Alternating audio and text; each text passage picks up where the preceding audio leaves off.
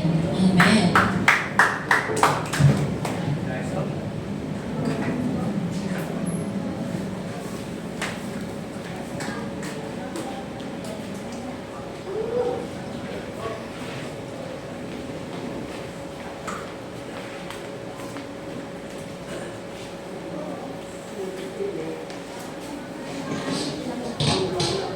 On the check, 1, 2, sound check.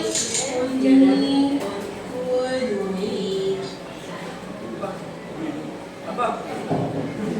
All good. Hi, I am Yan, and I am the event coordinator of the Life Giving Church. But it's just a position.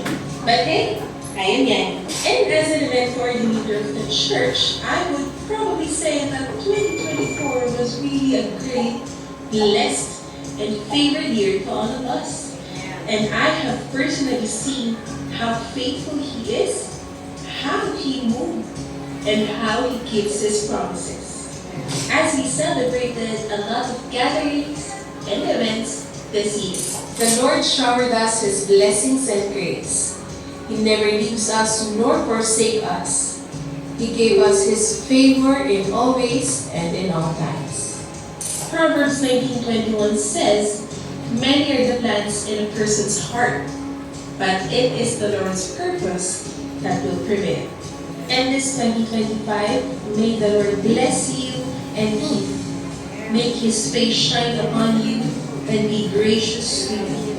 May the Lord turn His face toward you and give you peace. And may we all experience the fullness of our God. God bless you. And with that, the 2024 has come to an end. Good night.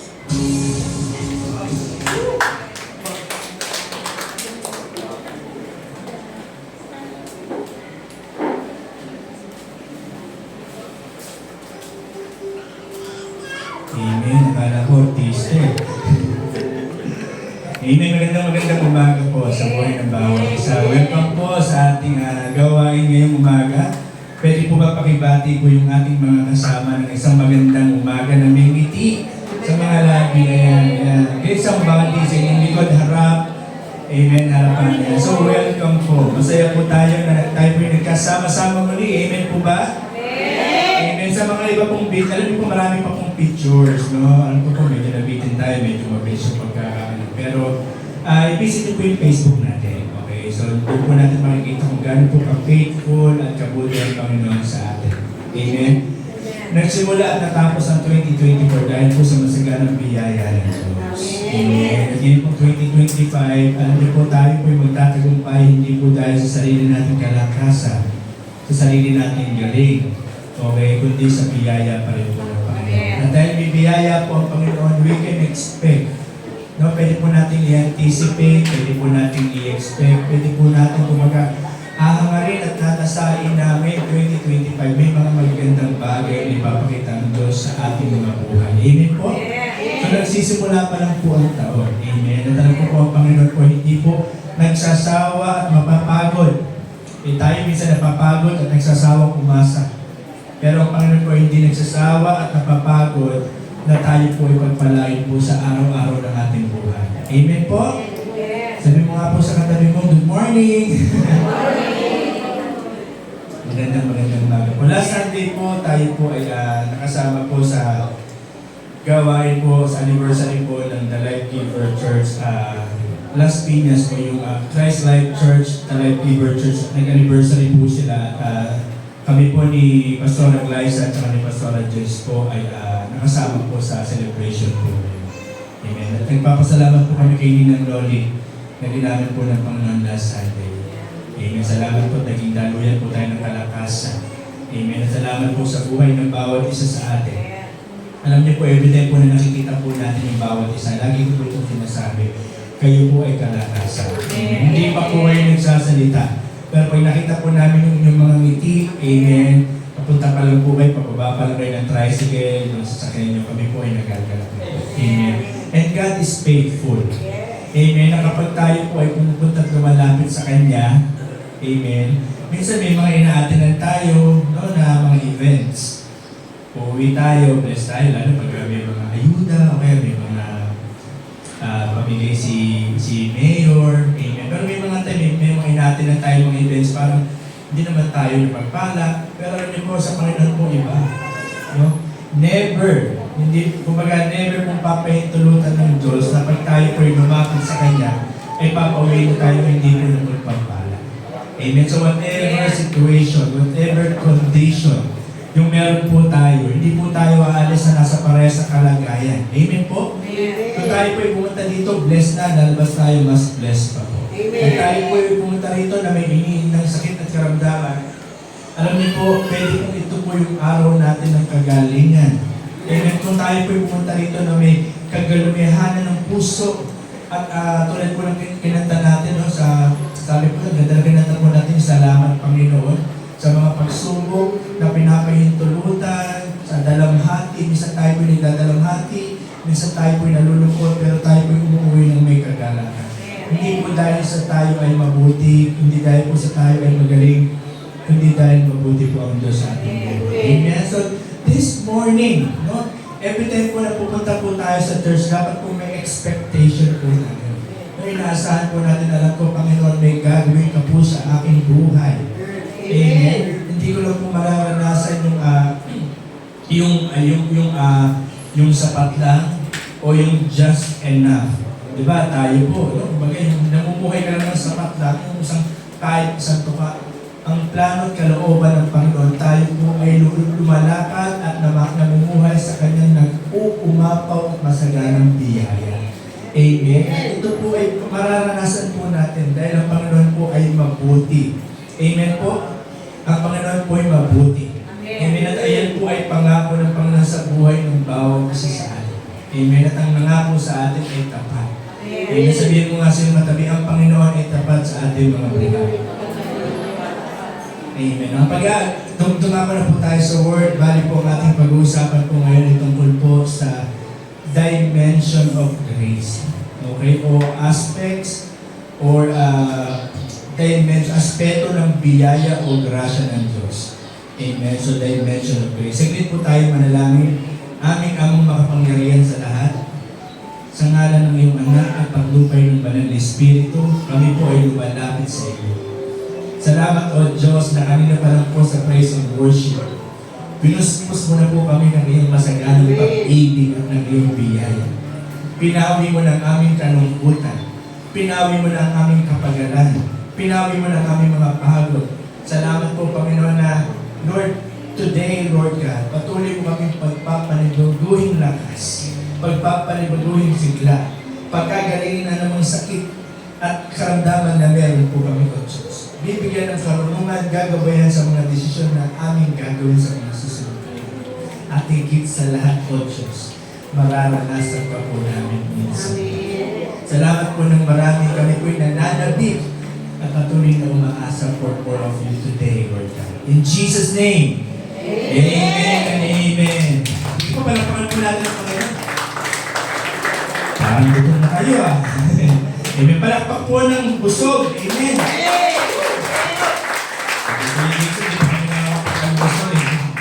Amen. So ngayon po, kakain po tayo ng salita ng Diyos. Amen. Salamat po. Siguro may mga time talaga pumupunta tayo ng church, no? Hindi pa tayo nakakapag-almusal. Siguro i-request natin siguro yung communion natin, isang malaking tingnan. So, kanina hinahanap ako ni Jimwell sa pandesal. Sabi ko, ito na ba yung communion natin? Ang laki na. Iba na yung pa rin po. Communion elements. Biro lang po. So, bago po kayo pumunta ng church, mag-almusal po tayo. Hindi kahit magkape po. Siguro may mga time siguro, pag pinagpala pa tayo ng Panginoon, kapag maaga pa, magsiserve tayo ng libreng kape. Wow! Pagka may kunyan, mga wala pong 9 o'clock, magsiserve tayo ng libreng kape dito sa church, saka biscuit. Tapos pag 9 o'clock, start na tayo. At least, di ba? Bago tayo pumunta na tayo, may lakas tayo para magpuri. Kasi minsan pagka gutom ka, hirap itaas ng kamay. Pero pag gusto ka talagang Lord, salamat po. Kami rin pong mga nagsishare, minsan pag gutom, ang hirap mag-meditate ng word Kaya kailangan magbusog kami. Kaya, alam niyo po kung gusto niyo po talagang magpala po yung every Sunday, nagsishare po namin yung best. Yayain nyo kami ng Sabado ng dinner. Biro lang po. So maraming salamat po sa Panginoon. Take mention of praise. Sabi po sa Romans chapter 5, verse 17 po muna tayo. Romans 5 verse 17. Sige po, Romans 5:17. Sabi po nito, for if by the one man's offense, death reigned through the one man. Through the one. Okay, sabi po nito, for if by the one man's offense, death reigned through the one. Sino yung one man na yun na dahil sa kasalanan niya ay nagkaroon ng kamatayan? Si Adam. Much more. Sabi nyo nga po, much more. Amen. Kung dahil sa kasalanan ng isa, nagkaroon ng kamatayan, eto naman, much more. Those who receive the abundance of grace and the gift of righteousness will reign in life through the one Jesus Christ. Amen. So sabi po dito, if we want to reign in life, kung gusto po natin mabuhay ng may katagumpayan sa buhay, okay, dapat po tumanggap tayo ng masaganang biyaya, abundance of grace, and the gift of righteousness. Amen. Sometimes, parang every Sunday inisip natin, ano ba topic ngayon? About grace. Oh, grace ulit. Nung last Sunday, grace ulit Tapos yung grace ulit, alam niyo po, the more na naiintindihan po natin ng abundance of grace, unti-unti po natin nakikita yung buhay natin na lumalakad po tayo sa katagumpayan. Amen po, katulad po kay Peter, nung nakita niya si Jesus na lumalakad sa tubig. Nung nagkaroon siya ng, kumbaga na unawaan niya, nakita niya si Jesus na lumalakad sa tubig. Later on, nakikita niya na rin sa sarili niya na lumalakad din sa ibabaw ng tubig. The more na nakikita natin yung grace ni God over our situations. Diba yung water, dapat dumulubog tayo doon eh. Then si Peter, nakita niya si Jesus, dapat ang normal, dapat dumulubog sa tubig. Pero nakita niya si Jesus lumalakad sa tubig. Dahil nakita niya nagkaroon siya ng pangunawa na si Jesus ay lumalakad sa mga bagay na kinalulubugan ng iba. Later on, nakikita niyo yung kanyang sarili na lumalakad na rin over. Diba po ng tubig? The same thing with us. The more na iintindihan po natin yung biyaya na sa bawat aspeto ng buhay natin, alam niyo po, unti-unti natin makikita yung sarili natin na lumalakad sa ibabaw ng mga problema at pagsubok natin. Even the more na nakikita natin ang kalakihan at biyaya ng Diyos sa ating mga buhay. Amen. And the gift of righteousness. Kapag naiintindihan po natin na tayo po ay matuwid na sa harapan ng Diyos, hindi dahil sa na-earn, pinaghirapan, pinagpaguran natin, pinagsumikapan natin, kundi ito ay gift o regalo ng Diyos at wala tayong binayaran. Na tinitignan ka ng Diyos na matuwid. No? Meron kang right standing. Yung righteousness po ay right standing. Na meron kang maayos na katayuan sa harapan ng Diyos, alam niyo po, we will reign in life. Amen. So tayo po yung word na we will reign as a king. Tayo po magre-reign tulad ng isang hari. Amen. Ganun po ang kalooban at plano ng Diyos sa buhay natin. Ito po yung mararanasan po natin kapag naintindihan po natin yung masaganang biyaya ng Diyos and yung gift of righteousness. Amen po. Kaya alam niyo po, pag sumikapan po natin sa ating mga buhay, maintindihan at maunawaan yung biyaya po o yung grasya ng Diyos sa ating mga buhay. Kasi pag pinag-uusapan kasi yung grasya, tatanggalin talaga yung sarili dito eh. Kasi para maintindihan mo na lahat ng bagay na natatanggap mo galing sa Diyos ay hindi mo pinaghirapan. Binigay ng Diyos yan hindi dahil sa pinaghirapan mo, na-earn mo, hindi dahil sa magaling ka, kundi dahil mabuti ang Diyos. Maniwala po kayo, lahat ng natatanggap po natin, ito po yung biyaya ng Diyos. May mga tayo na iisip natin, pinagpaguran ko to, pinaghirapan ko to, pinagsumikapan ko to, ako ang nagtrabaho dito. Pero sabi po sa Deuteronomy chapter 8, na ang Diyos ang nagbibigay sa atin ng kapasidad at kalakasan para magawa po natin at para po tayo ay sumagana sa buhay. Ang nagbigay sa atin ng pabor, ang nagbigay sa atin ng karunungan, ng kalakasan ay Panginoon. Kung bakit tayo nakakapagturo, kung bakit tayo nakakapasok araw-araw, kung bakit may mga challenges na pagtatagumpayan natin, kung bakit tayo nagkakaroon ng mga creative ideas, Ito po ay dahil sa biyaya po ng Diyos. Dahil siya ang nagbibigay ng kalakasan at kapasidad para po magawa po natin ito. Amen. So the more na naiintindihan po natin na ito ay dahil sa biyaya ng Diyos, the more na nauunawaan mo na even yung kagalingan mo ay biyaya ng Diyos. May mga time po kasi na iniisip natin, ako kaya ako may sakit kasi ganito ang nagawa ko. Hindi ko pagagalingin ng Diyos kasi ang buhay ko, hindi ako pala dasal, hindi ako pala simba. Alam niyo po, ang grasya ko, ang kagalingan ko ay biyaya rin po ng Diyos. Amen? Ito po, pinapagaling po tayo ng Diyos, hindi po dahil sa mabuti tayo, kundi dahil mabuti ang Diyos. At ito ang maganda. Kapag naintindihan mo yung biyaya ng Diyos, kapag naintindihan mo yung pag-ibig ng Diyos, pag naintindihan mo yung katapatan ng Diyos, hindi mo mapagilan ang sarili mo na umibig sa Diyos. Amen. 1 John chapter 4 verse 19, we love Him because He first loves us. Amen. Tayo po umiibig sa Diyos dahil siya ang unang umibig sa atin. Tayo po ay naging tapat sa Diyos dahil siya yung unang naging tapat sa atin. Amen. Tayo ay naging mabuti dahil ang Diyos ang unang naging mabuti sa atin. Tayo ay nagkakaloob dahil ang Diyos ang unang nagkaloob sa atin. Amen. Hindi po baliktad na magiging tapat muna ako bago maging tapat ang Diyos. Iibigin ko muna ang Diyos para ibigin ako. Aayusin ko muna yung buhay ko para pagpalain ako. Alam niyo po, may mga times, kahit tayo po may mga maling desisyon, tayo po yung patuloy na pinagpapala ng Diyos.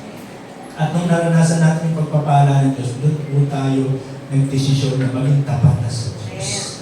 Amen. So, hindi po tayo nagiging tapat dahil tinakot tayo, hindi tayo gumagawa ng mabuti para dahil pag gumawa tayo ng mali, parurusahan tayo, gumagawa tayo ng mabuti kasi napakabuti ng Diyos sa ating mga buhay. Amen. Kaya di ba pag Sunday, minsan na dapat nasa bahay kayo, kasama niyo ganito, umaalis kayo. Pero dahil naranasan yung kabutihan ng Diyos at gusto niyo magpasalamat sa Diyos at gusto niyo i-share yung biyaya at yung grasya na tanggap niyo sa Diyos, umaatin kayo ng Diyos. Walang pumipilit sa atin. Amen. Ibig niyo sa testimony. No, walang nagpupumilit sa atin. Mag-testify ka, pwede naman hindi mag-testify. Pero dahil naranasan natin yung kabutihan ng Diyos at gusto natin siyang parang pasalamatan, nagte-testify tayo at gusto natin pagsigawan na dahil sa Diyos, kaya ito nangyari, kaya po tayo nagte-testify. Amen. So ganun po, pag the more na naiintindihan po natin yung abundance of grace and the gift of righteousness, siguro po sa mga susunod na parang magkakaroon po tayo ng mas malalim na teaching about abundance of grace and the gift of righteousness, we will reign in life. Amen. So, ganda ng verse, no? Romans chapter 5 verse 17, kung gusto mong mag-reign in life, kailangan matanggap mo, maranasan mo yung abundance of grace and the gift of righteousness. At alam niyo po, sabi po doon, kung ang law ay may glory, kung ang batas ay may glory, no? Sabi doon yung mga dating si mga preacher, nagtuturo sila about the law. Kaya magsisigay sa kasalanan niyo, kundi parulo sa atin, mapupunta kayo sa impyerno. Ganun po yung teaching dati sa 80s and 90s. At merong glory, kasi ang daming taong nagsisisi at lumalapit sa Diyos dahil sa ganung katuruan. Pero sabi po sa Biblia, how much more po sa grace at sa biyaya ng Diyos. It exceeds mas may glory po.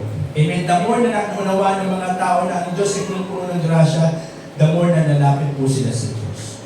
Alam niyo po, ang normal na kaisipan ng tao towards God, hard po ang Diyos. Kumbaga, ang normal na kaisipan ng tao towards God, ang Diyos ay magagalitin, ang Diyos ay nililista yung mga kasalanan mo, ang Diyos ay parurusahan ka, ang Diyos ay galit sa'yo. Kaya ang daming tao, kahit ano niyo po, parang kahit ang yaya natin, ayaw nilang dumalo sa church, ayaw nilang lumapit sa Diyos. Sinasabi nila, aayusin ko muna yung aking buhay.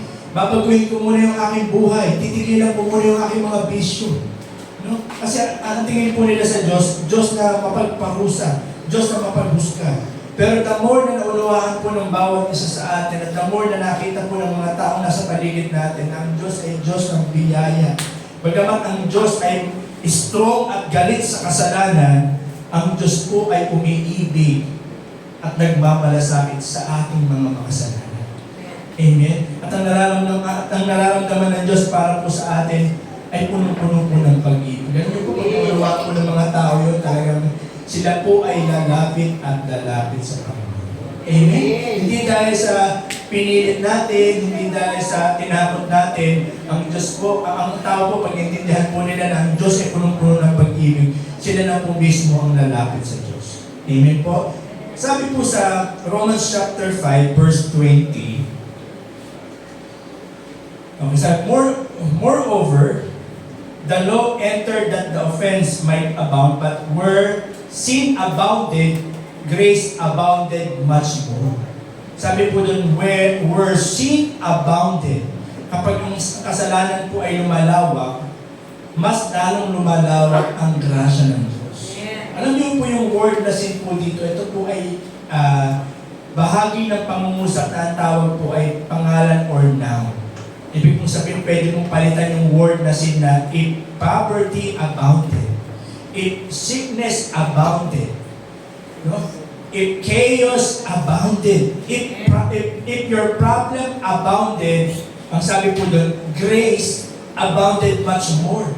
Amen. Kung ano man po yung circumstansya mo sa buhay, kung meron ng sakit at karamdaman, mas malaki yung kagalingan ng Diyos.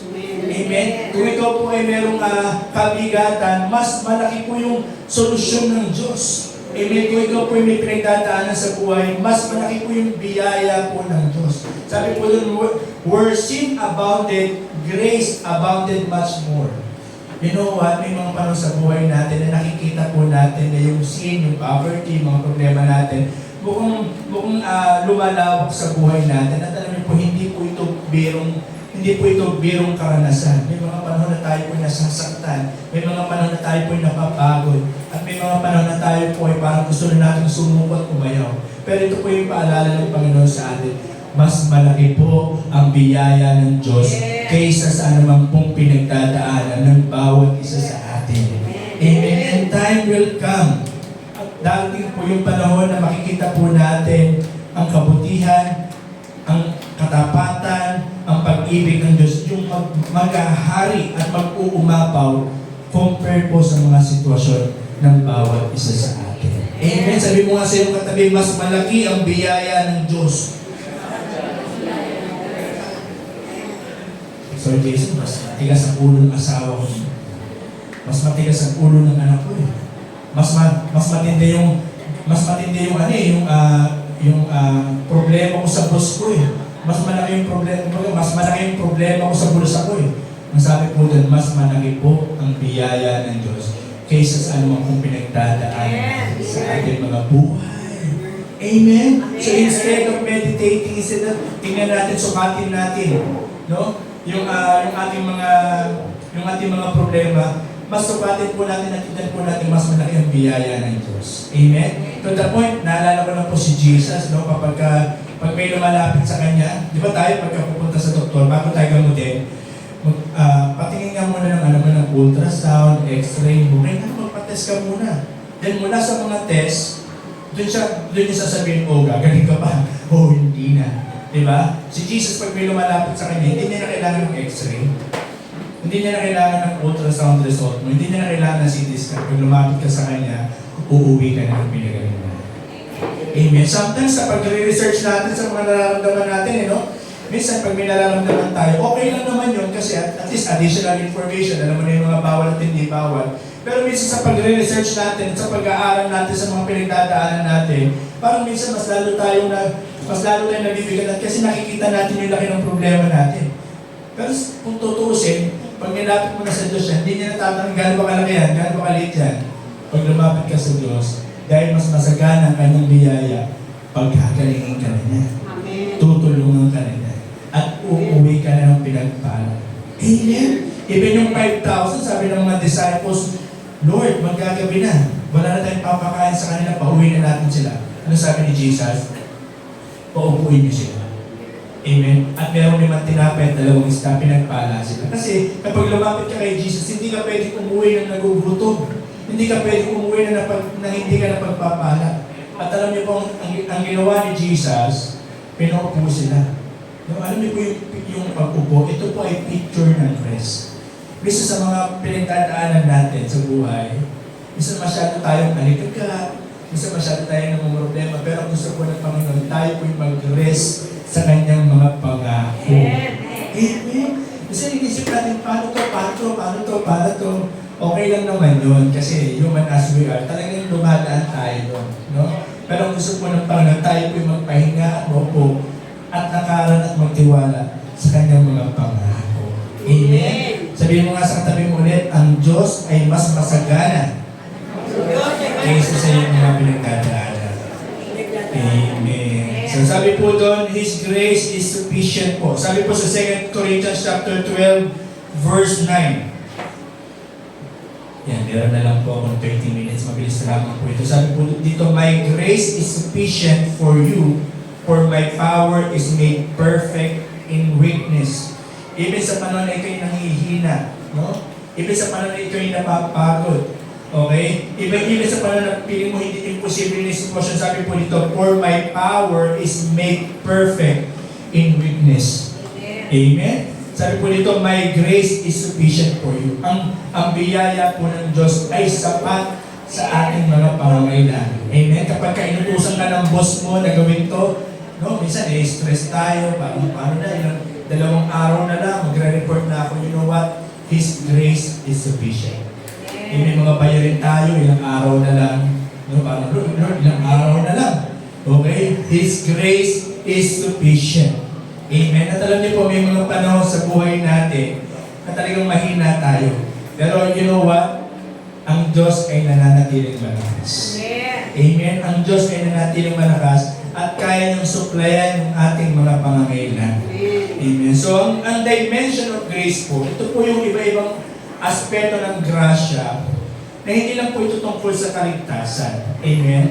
Ang grace po ay hindi po nalilimitahan sa ating kaligtasan lamang. Amen po? Ang grace po ay ini-extend po ng Panginoon, hindi lang po sa salvation, kundi sa iba't ibang bahagi ng ating buhay Kristiyano, sa ating buhay, okay, upang tayo po ay mamuhay ng may katagumpayan. Amen? So, alam niyo po yung diamond. Di ba yung diamond, pagka yung mga ang ganda yun, kapag pinaikot-ikot mo, iba-ibang dimension, pero kahit sa ang angulo, tignan mo, napakaganda. Amen? Ikutin mo pa kanan, ang ganda. Ikutin mo pa kaliwa, ang ganda. Okay, ganun din po yung grasya ng Panginoon. Amen? So, somehow, amen, kumbaga, makita natin na ang grasya ng Diyos ay napakalawak at hindi lang po ito limited sa saving grace. Actually po, meron pong 5 dimension of grace. Okay? Una po, number 1, saving grace. Sabi po sa Ephesians chapter 2, verse 8 to 9, for it is by grace you have been saved through faith, and this is not from yourselves. It is the gift of God, not by works, so that no one can boast. Okay, meron po tayong tinatawag na saving grace. Amen? Tayo po ay nagkaroon ng kaligtasan dahil po sa biyaya po ng Panginoon. Amen? Dahil po sa ating mga maling desisyon sa buhay, dahil po sa ating kasalanan, ang kabayaran po nun ay kapahamakan. Amen? Pero dahil tayo po iniibig ng Diyos, okay, biniyayaan po tayo ng kaligtasan ng Diyos. Amen? At ito po ay unmerited favor. O, ibig po sabihin ng unmerited, hindi mo unearned, hindi mo pinaghirapan. Okay, kapag pinaghirapan mo isang bagay, yun yan, nagtatrabaho ka, at binigyan ka ng pera na pinagtatrabuhan mo, ang tawag doon, earned money. Okay, o sweldo. Pero ang biyaya po ng Diyos, ang kaligtasan po, hindi po ito earned. Ito po ay unearned. Ito po ay libre po natin natanggap dahil may ibang nagbayad. Amen? Si Jesus yung nagbayad ng ating mga kasalanan. Amen? At naranasan po natin yung biyaya ng Diyos. Ang tawag po nun ay saving grace. Amen? Tayo po nagkaroon ng salvation. At ang pinaka-greatest miracle in life, no? Ang pinakadakilang himala na natanggap mo sa buhay, hindi o nakita sa iyong buhay, hindi yung pilay nakalakad, bulag nakakita, yung bingi nakarinig, yung pipi nakapagsalita, kundi ang pinaka-greatest miracle na nakita po natin sa buhay natin is tayo po'y nagkaroon ng salvation. Amen. Tayo po'y nagkaroon ng kaligtasan, nagkaroon po tayo ng assurance na whatever circumstansya ng buhay na meron tayo po ay meron ng kaligtasan. At ayun po yung kapayapaan na meron tayo. At alam niyo po yung saving grace, hindi lang po yun natatapos na tayo po'y mapupunta sa langit, hindi tayo mapupunta sa impyerno, kundi every day. Alam niyo po yung pangalan ni Jesus ay Yeshua, ang ibig po sabihin ay Savior. Amen. Si Jesus po, ang isa sa mga job description ni Jesus, iligtas ka araw-araw.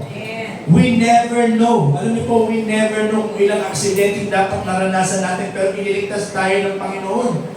May mga panahon na tatraffic tayo. Bakit mo natatraffic? Yung pala yung, kung hindi ka na-traffic, pwede ka sana na aksidente. No, minsan may mga pinapanalangin tayo na hindi tinutugon ng Diyos. No? Minsan, pagka tinugon ng Diyos ang iyong panalangin, grace ni Lord yun. Kapag hindi tinugon ni Lord yung panalangin mo, sinisave ka ni Lord. Saving grace yun. No? May mga panahon sa buhay ng tao na yung pangarap natin, hindi pinapahintulutan ng Diyos na mangyari. Kasi alam niya yung pangarap natin, pwedeng makasira sa atin. No? Kumbaga, later on na lang natin makikita, kunyari, parang sa relationship yan yung iniibig mo dati. No? Yung, diba, may asawa ka ngayon. Yung ex mo, hindi ka makamove on dati. Parang, ayaw mo nung mabuhay. Pero nung nakita mo na yung mapapangasawa mo, doon mo na-realize na, Lord, buti na lang, sinira mo yung relationship namin, kasi hindi ko matatagpuan yung perfect plan mo sa buhay ko. Amen. Hashtag Valentine's Day. Amen. So, sa mga may work ko, pwede na po kayo open na po yung lead for February 4. Pwede na kayo mag-file yung lead. Okay, so saving grace every day, you know what? Hindi po natin kaya protektahan yung sarili natin. Maniwala po kayo. Kahit anong ingat nyo sa anak nyo, hindi nyo rin kayang protektahan. Hindi 24/7 mababantayan nyo yung anak nyo. May mga magulang talaga, anong oras na hindi pa umuwi yung anak ko, anong oras na hindi pa umuwi yung asawa ko, anong oras na ganito. You know what? Meron tayong tinatawag na saving grace. May ingatan ng Diyos yung minamahal natin sa buhay. Amen. Kaya meron tayong kumpiyansa. Dati hindi tayo makatulog. Kumbaga, pagbukas ng, alam niyo sa mga palabas, yung anak nyo dahan-dahan pumapasok ng bahay, unti-unti bubuksan ng ilaw. Dahil ikaw, nandun ka pala. Pagbukas ng ilaw, nandun ka sa pinto. So, hindi na mangyayari yun. Kasi, pagbukas ng ilaw ng anak mo, nandun ka na sa kwarto, mahimik ka na natutulog. Amen. Kasi meron na tayong kapayapaan. Kasi alam natin ng Diyos ay may saving grace na nag-iingat sa atin. Amen. Bukod sa salvation, meron po tayong tinatawag na saving grace. Number 2, sanctifying grace. Sabi po, after natin magkaroon ng kaligtasan, meron po tayong tinatawag na sanctifying grace. Sabi po sa Titus chapter 2, verse 11 to 12. The grace of God has appeared that offers salvation to all people. At ito po yung ginagawa ng grasya after ng salvation. May sinasabi, pag tinuro mo yung grace, binibigyan mo ng license yung tao na magkasala. Pag tinuturo mo yung grace, parang sinasabi mo na pwede na nilang gawin lahat, na kahit magkasala, okay lang. Alam niyo po, hindi po totoo yun. Ang nagsasabi lang po nun, hindi po nakakaintindi ng grasya. Kasi ang sabi dito, for the grace of God has appeared that offers salvation to all people. Ano po yung it? Yung grace teaches us to say no to godliness and worldly passions and to live self-controlled, upright, and godly lives in this present age. Amen. So yung grace ni Lord, siya rin po yung nag-e-empower po sa atin para mabuhay ng may kabanalan. Amen. Unang-una po, nung tayo, tulad po na tinuro ni Pastor Clarissa dito po sa harapan, nung tayo po nakipag-isa kay Kristo, tayo po pinabanalan ng Diyos. Amen. Ang standing o ang ibig pong sabihin ng righteousness, tayo po ay merong right standing o maayos na katayuan sa harapan ng Diyos. Amen. At ito po ay biyaya ng Diyos. Sabi po sa 2 Corinthians chapter 5 verse 21, He who knew no sin became sin so that we might become the righteousness of God. Siya na walang kasalanan ay naging kasalanan. Amen? Si Jesus ba gumawa ng kasalanan para maging kasalanan? Hindi po. Tinanggap na po yung ating kasalanan. Upang tayo na hindi gumagawa ng mabuti ay maging matuwid sa harapan ng Diyos. Hindi dahil sa gumagawa tayo ng mabuti, kundi dahil tinanggap natin yung kabutihan ng Diyos. Dahil tinanggap mo si Jesus Christ sa puso mo, ang tingin ng Diyos sa iyo, pinagpala ka na. Amen? Kaya sa Deuteronomy chapter 28, ang daming pangako doon ng Panginoon eh. Sabi doon, itong mga pangakong pagpapalang ito ay mararanasan mo kapag ikaw ay nakinig at sumunod sa salita ng Diyos. Amen? Kapag yung word ng pagsunod ay nandun po para matanggap ng pagpapala, sa bagong tipan, hindi na ang pagsunod mo ang tinitignan. Ang pagsunod ni Jesus. Amen? Kaya nang tinanggap mo si Jesus, qualified ka na sa mga pagpapala ng Diyos. Amen? So ganun po yung sanctifying grace. Na ikaw at ako ay naging matuwid sa harapan ng Diyos. Amen? At dahil ikaw ay matuwid na, mamumuhay ka na ng matuwid. Amen? Alam niyo ba na ang paru-paro ay lumilipad? Hindi lumilipad ang paru-paro para maging paru-paro. Siya ay lumilipad kasi paru-paro na siya. Amen? Ang pusa, hindi kailangan mag-meow-meow para maging pusa. Amen? Siya ay nag-meow-meow kasi pusa siya. Ang aso, hindi kailangan tumahol para maging aso kasi hindi siya tumatawag. Kaya siya tumatawag kasi aso siya. Amen? Ang isda, okay, hindi kailangan magaling siya huminga sa tubig para maging isda siya. Kaya siya nakakahinga sa tubig kasi isda siya. The same thing with us. Tayo po ay gumagawa ng mabuti, hindi para maging matuwid. Kaya tayo nakakagawa ng mabuti kasi ginawa tayong matuwid ng Panginoon. Amen? Kaya nung tumanggap ka sa Panginoon, dati kung makapagmura tayo, parang wow. Parang it's automatic. Parang it's organic. Parang automatic no? Parang part na ng natin ng conversation. Di ba? Parang yung conversation pag walang mura, parang hindi normal. Pero nung na-born again ka na, parang pag nagmumura ka, parang may konting kiro. Dati kung mag-away kayo mag-asawa, talagang okay lang. Pero nung na-born again ka na, pagka nag-away kayo mag-asawa, parang hindi ka lang makatulog. Parang hindi ka makatulog kapag mag-away ka na. Dati okay lang, pinapatulog ko pa nga sa labas yan eh. Pero nung ako lang ba nakakaranas? Buti na lang po na born again po kami. Buti po born again na po kami ni Christ. Hindi po namin naranasan masyado. Minsan na lang. Amen. So, kaya po minsan buti na lang po may kotse at least ako din na ako tutulog. Sinusundo niya naman ako. Bumalik ka na. At least sinusundo. Amen.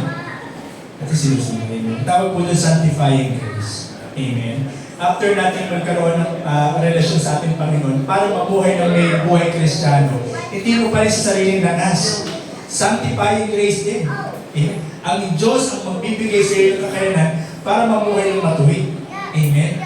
Dati sa Biblia, sabi, para patawarin ka ng Diyos, under the law, sa Old Covenant, para patawarin ka ng Diyos, kailangan magpatawad ka muna. Pero under the New Covenant, amen, under the New Covenant or under grace, ang sabi ni God, magpatawad ka kung paanong pinatawad kita. Amen. So, ang motivation mo, dati under the law, ang tao nagpapatawad kasi natatakot sila kung hindi mapatawad ng Diyos. Pero under grace, tayo ay nagpapatawad kasi naranasan natin yung papatawaran ng Diyos. We cannot give what we don't have. Kaya natin namamahal. The more na alam nyo ba, the more na nararanasan mo yung pag-ibig ng Diyos, ang unang magbe-benefits po nun, asawa mo. Kasi the more na naranasan mo yung pag-ibig ng Diyos, you can't contain it and it will overflow. Unang-una sa pamilya mo, sa mga anak mo. Amen? Kaya kapag naiintindihan mo yan, yung asawa mo, pagtutulakan mo talaga sa church. Yung pagtutulakan mo sa church. Pero meron namang iba, naalala niyo ba yung kwento na yung pastor nagulat? Kasi yung pamilya niya, yung asawa ng mga workers niya, pumunta ng church, may dalang banig, may dalang arinola, may dalang kaldero, may dalang bag, may dalang maleta. Pastor, dito na kami titira. Bakit po? Kasi dito sa church mabait yung asawa ko eh. Amen? Pagdating sa bahay, Amen. Wala dito nun. Wala din naman sa ibang church noon. Amen. Kwento lang yun. Kwento lang po yun. Hindi, pastor po. Kwento lang po yun. Kung totoo man, mag-pray po natin. Kwento lang po yun. Hindi rin po sa ibang church yun. Mababait po at puno-puno po tayo ng biyaya. Wala pa naman na makikita may nagdadala ng balit dito sa church. Pero may mga nagpapaalam makikitulog. Okay lang naman yan. Kasi nawala ng internet, nawala ng ganito, ng kuryente. Okay lang po yan. So ang tawag po doon, sanctifying grace. Amen? Naligtas tayo dahil sa saving grace ng Panginoon, namumuhay tayo ng may kaayusan dahil sa sanctifying grace. Amen? Hindi mo kayang baguhin ang sarili mo. Hindi ko rin po kayo kayang baguhin. Hindi mo kayang baguhin yung asawa mo kasi sarili mo, hindi mo kayang baguhin eh. Hindi mo kayang baguhin yung anak mo kasi sarili mo, hindi mo kayang baguhin. Hindi ko rin po kayo kayang baguhin. Tanging ang sanctifying grace ng Diyos ang nagbibigay ng kalakasan sa atin. Amen? Para mabuhay ng may kabanalan. Amen po, sanctifying grace. Amen. Kaya po tayo nakakagawa ng mabuti dahil po unang naging mabuti ang Diyos. Pangatlo po, ito po, napakaganda po nito, strengthening grace. After mo magkaroon ng kaligtasan, after kang bigyan ng Panginoon ng kalakasan para mamuhay ng may kaayusan. Amen. Dati, pasensya talaga. Ang sarap pag parang, dati, pasensya natin, napakano. Alam niyo yun? Yung pera mo sa bangko, hindi nauubos, pero pasensya mo. Parang may palabas nun no? Yung pera mo sa bangko, hindi nauubos, pero pasensya ko sa'yo. Konti na lang. Amen.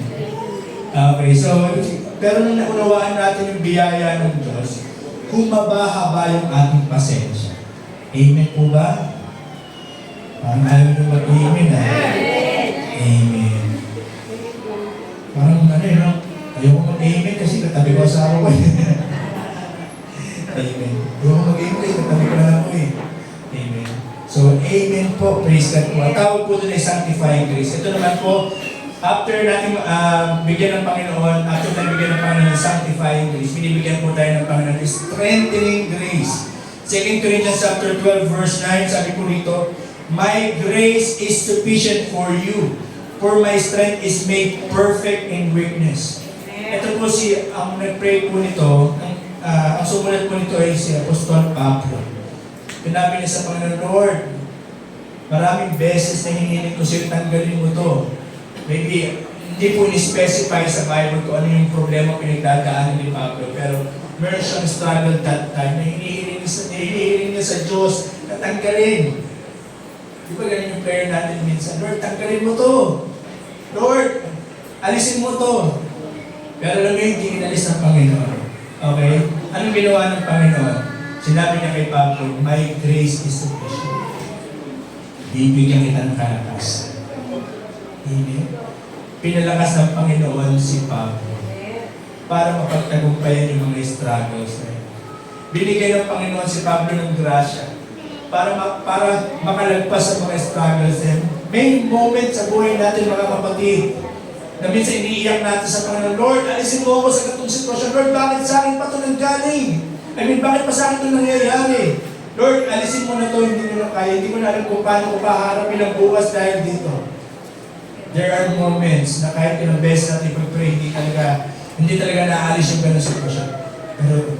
Pero sapat ang biyaya ng Diyos. Yung mga time na parang susubukan na, pero mararanasan mo yung grasya ng Diyos, magpapatuloy ka pa. Yung mga time na aayaw ka na, napapagod ka na, pero nararanasan mo yung strengthening grace, nagpapanibagong lakas ka pa rin. And then later on, makikita mo yung mga problemang iniiyak mo, ay napagtagumpayan mo. May mga time na parang, Lord, hindi ko alam kung saan nakukuha ng kalakasan, saan nakukuha ng pag-asa. Pero sabi ko ng Panginoon, anak, my grace is sufficient for you. May mga sitwasyon sa buhay natin na we are out of control. And that is life.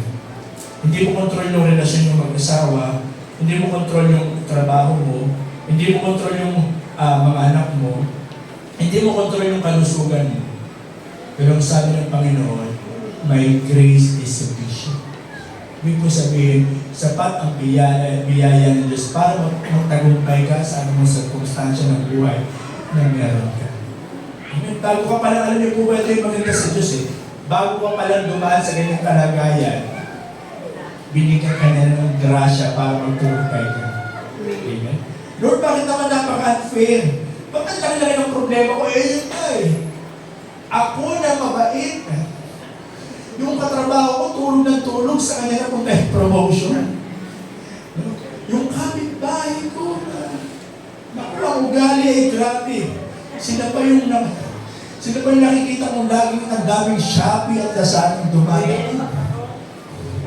Minsan parang may question dyan, Lord, bakit sa akin nangyayari ito? You know what? Minsan, pinapahintulutan ng Diyos yung malaking problema na dumaan sa atin. Kasi God is preparing you. Kailangan ihanda ng Panginoon. Kasi may mas malaki siyang pagpapalang ibibigay sa iyo. Amen? May mas malaki at mas magandang pagpapala siyang pagkakatiwala sa iyo. Kapag hindi ka handa, yung malaking pagpapala na hindi magiging pagpapala. We just need to trust the process. Kailangan lang natin magtiwala na, Lord, hindi ko man po maintindihan. Pero alam ko, ikaw ang may control ng sitwasyon ng aking buhay. Alam ko na maganda ang plano mo. And I believe, Lord God, hindi man po maalon man ang biyahe. Pero kasiguraduhan ay makakarating ako sa aking pagtutunguhan sa iyong magandang plano sa aking buhay, sa aking pamilya. Ay, yung magandang plano mo ay magkakaroon ng kagalakan sa akin at sa aking pamilya.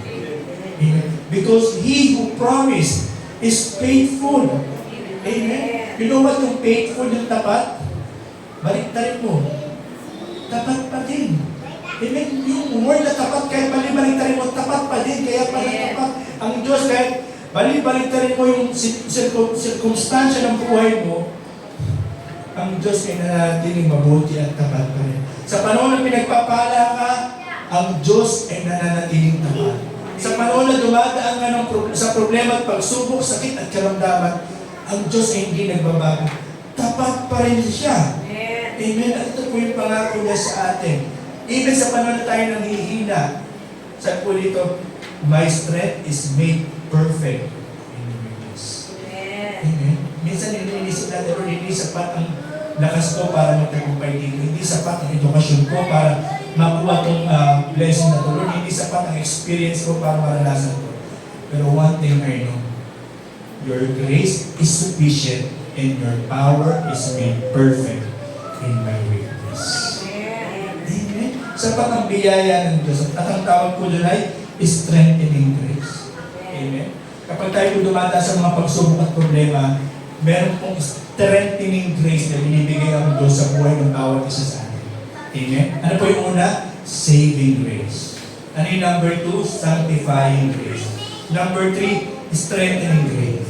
Number 4, sharing grace. Sabi po dito sa Acts 20 verse 24, but none of these things move me, nor do I count my life dear to myself, so that I may finish my race with joy, the ministry which I received from the Lord Jesus, to testify, to share the gospel of the grace of God.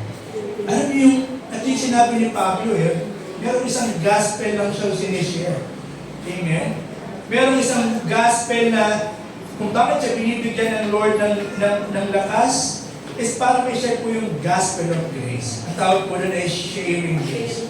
After po tayong masave, after po tayong masanctify, after po tayong palakasin ng Panginoon, ano po yung ginagawa natin next?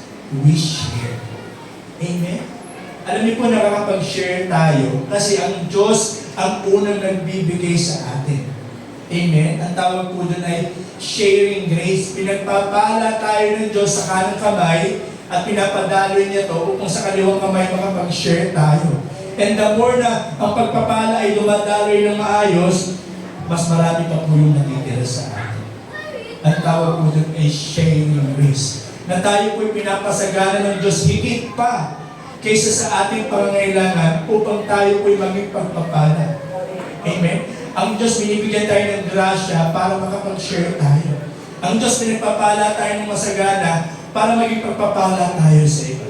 Ang tawag po doon ay sharing grace.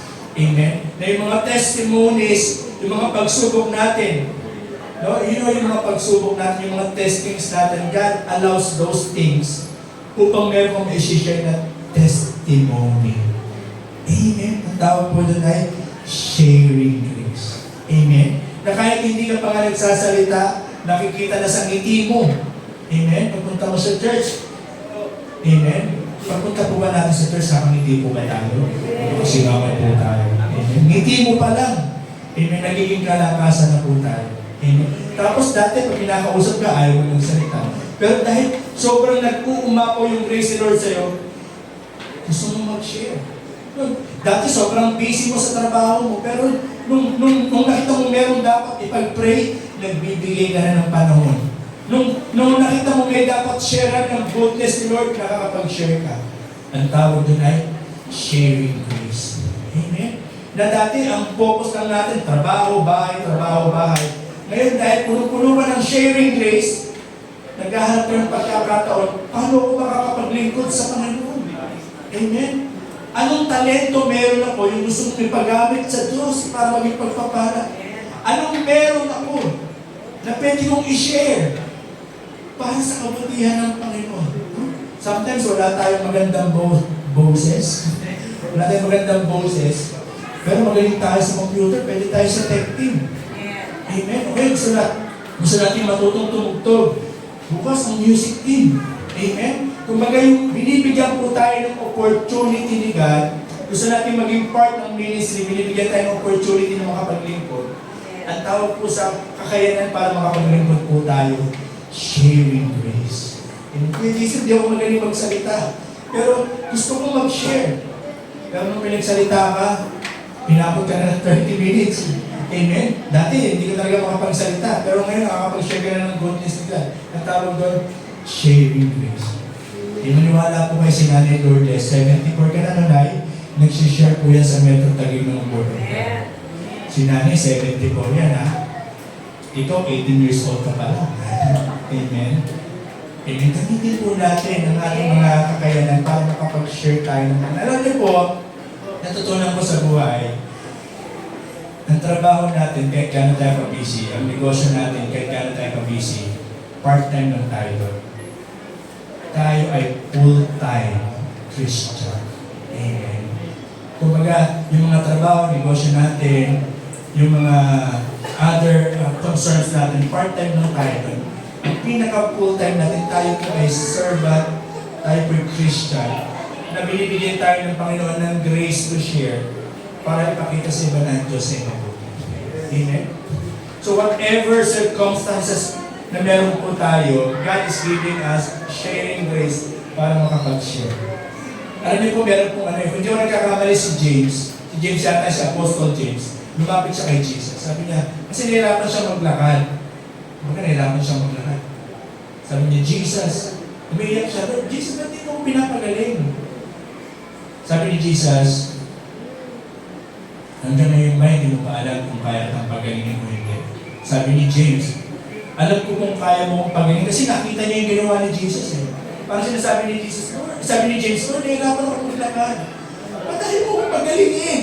Sabi sa kanya ni Jesus, sa tingin mo ba hindi kita kaya pagalingin? Alam niyo po, sabi ni James, alam kong kaya mo. Alam niyo sabi ni Jesus kay James, napanood kayo sa The Chosen, sabi niya, kasi pinagtitiwalaan ka ni God. It is one thing na ang tao nagpapasalamat sa Diyos dahil meron nakaranas sila ng kagalingan.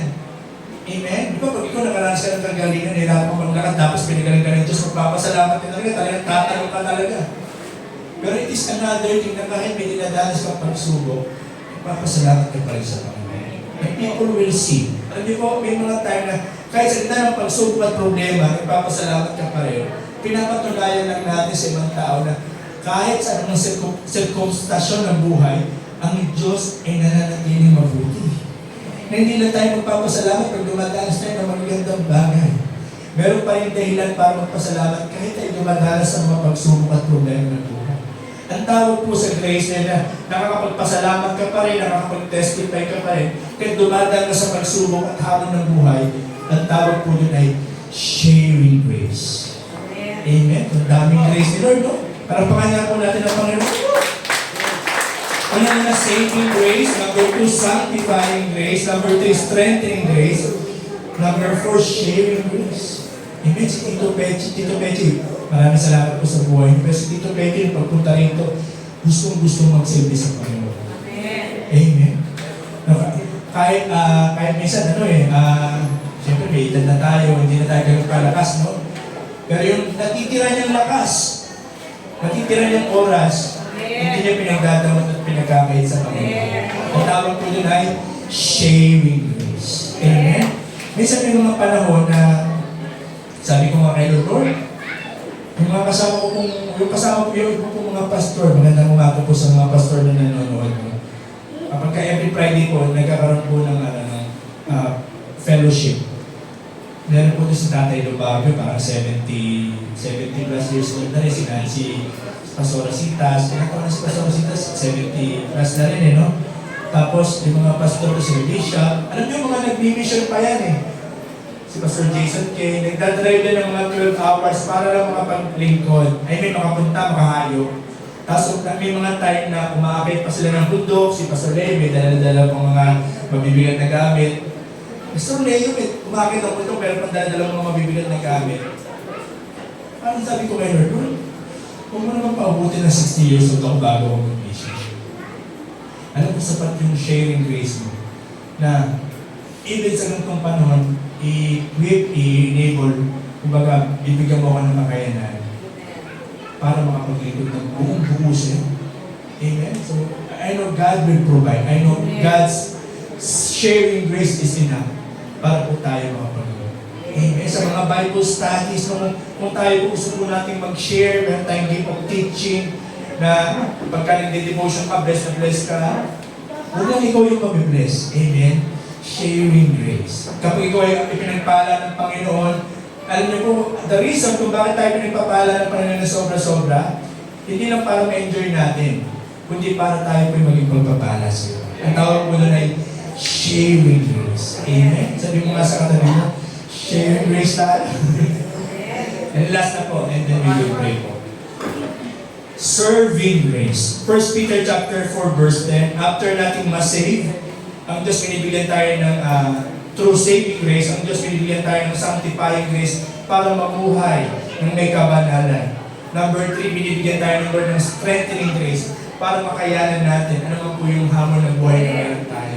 Number 4 po, binibigyan tayo ng sharing grace. Na bagaman dumadaan tayo sa mga pagsubok ng buhay, pinapasigana tayo ng Panginoon, binibigyan tayo ng Panginoon ng kakayanan makapag-share. Ang tawag po makapaglingkod at makapag-minister. Ang tawag po doon ay sharing grace. And number 5, and the last po, serving grace. Sabi po sa 1 Peter chapter 4 verse 10, as each one has received a gift, minister to one another as good steward of the manifold grace of God. Binigyan po tayo ng Panginoon ng mga regalo, ng gift, ng kakayanan. At sabi po dito, binibigyan po tayo ng Diyos ng grasya para magawa po natin mga regalo. Amen. Alam niyo po sa ibang church, yung mga nagwe-welcome po doon, di ba? Nagwe-welcome, no? Parang asikaso nila. Pero you know, one time, umatin po under po ng, sa Word of Grace, sa Bible School, may mga kaklase ko na nagsiserve talaga. Pagpasok mo sa Bible School, i-usher ka talaga. Gulat niya ako, pero you know what? Yung nag-usher pala doon, yung nagsiserve sa amin, manager pala ng bank. Grabe naman pala. Parang kala mo, sobrang humble. Sobrang humble na pagdating kasi, alam niyo ba, pagdating sa church, hindi na kailangan ng Diyos yung mga title natin. Minsan kasi, di ba, pagka praise and worship, pag bagong Christian ka, pag born again mo pala, dalawang kamay na mataas. Pero pagka pastor ka na, pagka manager ka na, nakaganon ka na. Pagka million pera mo, nakaganon ka na. Amen. Alam niyo po sa church, lahat ng title natin, iiwanan na natin sa labas. Amen? At pagpasok natin dito sa loob, lahat tayo worshiper ni God. Amen? The Lord, yung parang sinabi ni David, sabi ni David sa sulat niya, sinulat niya ito nung time na hari na siya. Parang sinabi niya, Lord, ako pa rin si David. Yung nandun sa field na nasa pasture na kumakanta para sa'yo. Kahit si David nasa palace na, sinabi niya sa sarili niya, ako pa rin to. Ako pa rin si David. Kung meron man akong ninanais sa aking buhay, sumanatili pa rin sa iyong templo. Amen? Even si David, lahat meron na siya.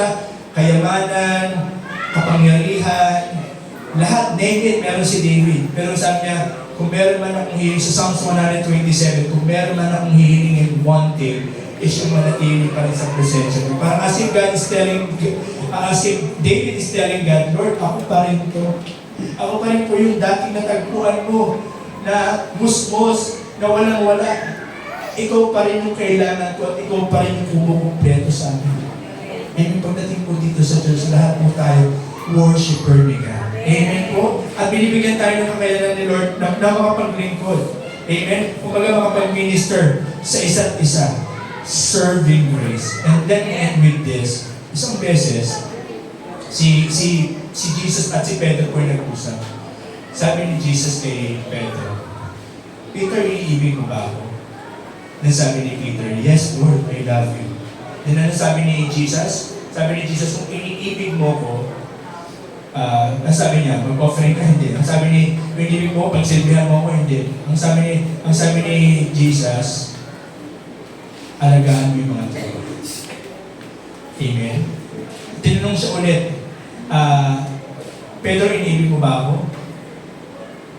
Sabi ni Peter, yes Lord. Pakainin mo yung mga tao. So what God is, ano ba yung gusto sabihin ni Jesus kay Pedro? Sinasabi ni Jesus kay Pedro, kung iniibig mo ko, pagsilbihan mo yung kapwa. Amen? Kung iniibig mo ko, huwag mo na pakita yung pag-ibig mo sa akin. Huwag na sa akin. Pakita mo yung pag-ibig mo sa akin sa pamamagitan ng pag-ibig mo sa iyong kapwa. Amen?